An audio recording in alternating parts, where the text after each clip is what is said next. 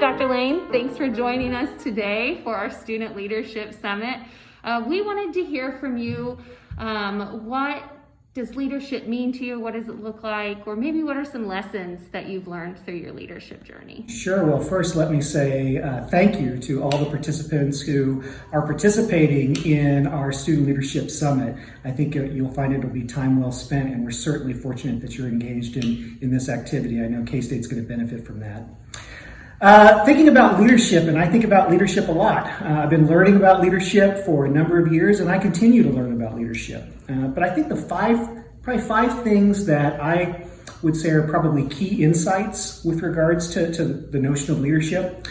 The first one that I always come up with time and time again, because sometimes I find myself violating this one, is the importance of listening.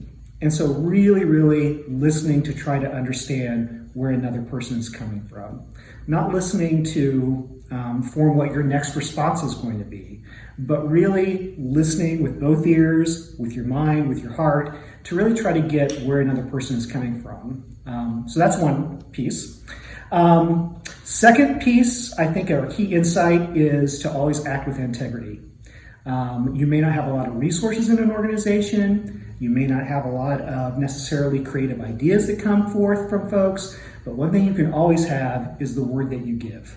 And that acting with integrity so that people know that when you make promises that you're going to keep them. That's so important. And I think it's a really key aspect of leadership that it's important for all of us to role model and to adhere to. I think having a service orientation to leadership is really important. In other words, leaving an organization better than where you found it. And that really thinking of yourself as a caretaker, as a steward of that organization that you're responsible for leading and the people that you're responsible for leading. And so always thinking about how can I improve either this organization or the people that I'm working with in the organization, leading. How can I leave the place a better place than where I found it? And I think that's probably connected to the fourth leadership insight that I have, and that's always be nurturing relationships. One of my favorite authors, Stephen Covey, had talked about an emotional bank account that we have with others.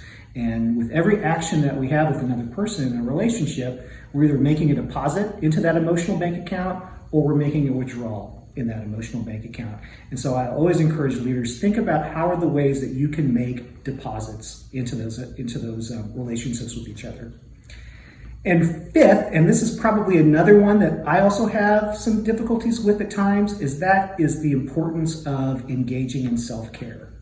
You are not going to be any good for the people that's entrusting you with your leadership if you're not taking care of yourself. So that means getting enough sleep, getting exercise in, really maybe engaging in mindfulness activities, all of those things that we know help strengthen and nurture our self-care so that way we're taking care of ourselves so that we can help take care of the organizations that we're responsible for and the people that's entrusted us with.